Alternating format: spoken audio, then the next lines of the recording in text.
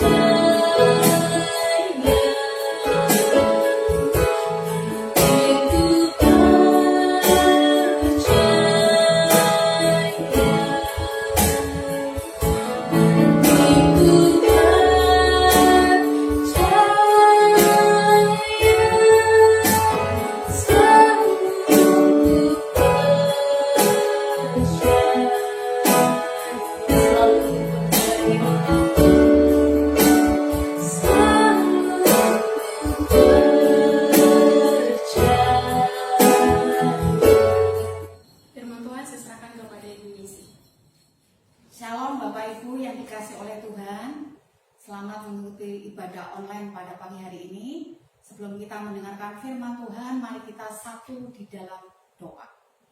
Bapa kami yang di sorga, Bapa yang baik, Bapa yang mengasihi kami, pagi ini kami rindu lawatan Tuhan terjadi buat kami dan seluruh sidang jemaat-Mu yang mengikuti ibadah online. Mari Tuhan, Engkau kuduskan tubuh jiwa roh kami, Engkau tahirkan setiap kami, layakkan kami untuk mengikuti ibadah online Tuhan.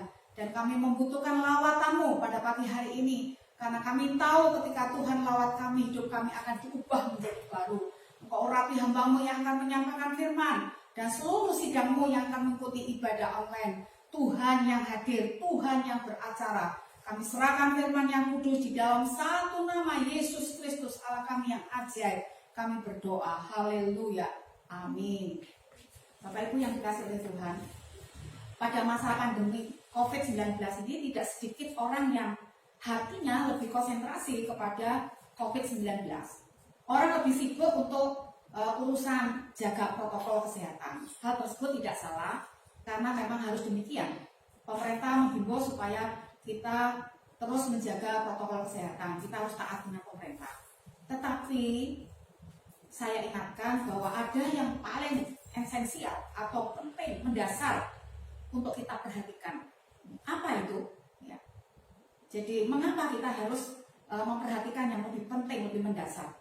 Karena iblis bisa mengarahkan kita untuk jauh dari Allah, sehingga kita tidak lagi konsen ngurus hubungan kita dengan Tuhan, tetapi kita lebih konsen ngurus masalah COVID-19. Ya. Lalu apa sih yang paling mendasar yang harus menjadi prioritas di dalam hidup kita? Ya. Mari kita akan membaca Mazmur pasal 91 ayat 14. Demikianlah bunyi firman Tuhan. Sungguh hatinya melekat kepadaku, maka aku akan meluputkannya, aku akan membentenginya, sebab ia mengenal namaku. Ya. Bapak Ibu serta saudara yang dikasih oleh Tuhan, hal yang mendasar yang harus menjadi prioritas hidup kita saat ini adalah melekat kepada Allah. Sekali lagi saya ulangi, melekat kepada Allah. Ya. Di bacaan Mazmur 91 ayat 14 dikatakan, sungguh hatinya melekat kepadaku, maka aku akan meluputkannya, aku akan membentenginya, sebab ia mengenal namaku. Kata melekat dalam bahasa Inggris itu memakai kata love, ya, artinya mencintai, ya, mencintai Tuhan. Ya. Dalam bahasa aslinya, bahasa Ibrani, itu kata ahab, itu hubungan orang yang sedang jatuh cinta. Jadi kalau saya dan Bapak Ibu melekat kepada Allah, itu adalah hubungan kita seperti sedang jatuh cinta. Jadi kita ini sedang jatuh cinta kepada Allah. Ya, kita tahu bahwa kalau orang sedang jatuh cinta itu, maka dia berani untuk membayar apa saja. Bayar harga itu berani. Ya, namanya cinta itu orang bayar harga berani. Ya, bahkan ketika orang sedang jatuh cinta akan mengatakan, ya, laut akan kuseberangi, ya, gunung yang tinggi akan kudaki, yaitu karena cinta. Jadi ketika saya dan Bapak Ibu melekat kepada Allah, maka hati kita ini meluap-luap cintanya kepada Allah. Nah, bagaimana supaya kita bisa melekat kepada Allah? Dikatakan di Mazmur 91 ayat 14 dikatakan, sebab ia mengenal namaku. Ya. Orang bilang tak kenal maka tak sayang. Ya. Kalau kita mau melekat kepada Allah, caranya adalah kita harus mengenal Yesus Kristus, mengenal Bapa di surga dengan benar. Ya, bagaimana cara mengenalnya? Kita harus punya hubungan pribadi, bukan hanya ibadah online selesai, tetapi hari-hari selanjutnya, jam-jam yang ada kita gunakan, waktu-waktu yang ada, di mana kita punya persekutuan pribadi dengan Allah. Dan ketika kita merenungkan firman Tuhan, kita akan mengenal siapa Allah yang kita sembah, siapa Yesus Kristus. Kalau kita mengenal seseorang, lama-kelamaan kita akan tahu kekurangannya, kelemahannya.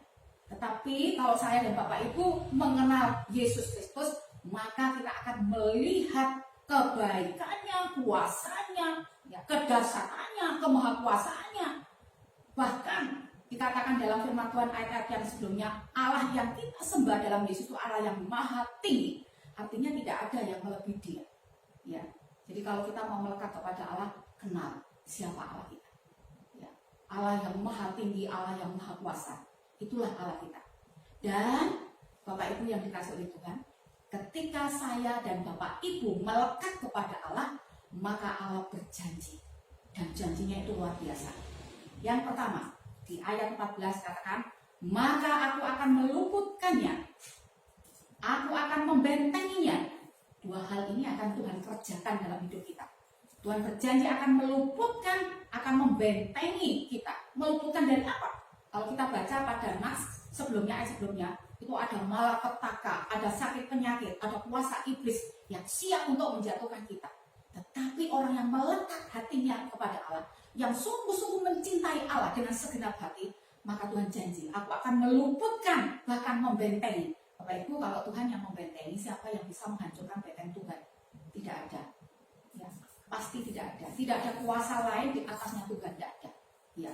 Sehebat-hebatnya orang nggak bisa, sehebat-hebatnya kuasa kegelapan nggak bisa, ya, karena Allah di atas segalanya, ya. Dan Tuhan berjanji, aku akan membentengi. Itu artinya apa? Kita aman dalam perlindungan Allah. Kita aman sekalipun ada malapetaka, sakit penyakit, kuasa iblis tidak mampu untuk menghancurkan iman kita, menghancurkan hidup kita. Karena Allah akan meluputkan semuanya itu, Allah akan membentengi. Itu janji yang pertama. Ya. Janji yang kedua di ayat yang ke-15. Bila ia berseru kepadaku, aku akan menjawab. Bapak Ibu, kita pasti berharap ketika kita berdoa, harapan kita, doa kita dijawab.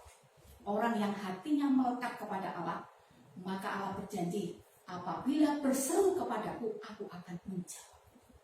Ini sebuah berita yang sangat menggembirakan kita semua Bapak Ibu, bahwa ketika kita ini mencintai Allah dengan segenap hati kita melekat kepada Allah, maka segala pergumulan kita satu persatu akan dijawab oleh Allah. Allah itu Allah yang setia akan janjinya, Dia tidak pernah berbohong kepada umatnya.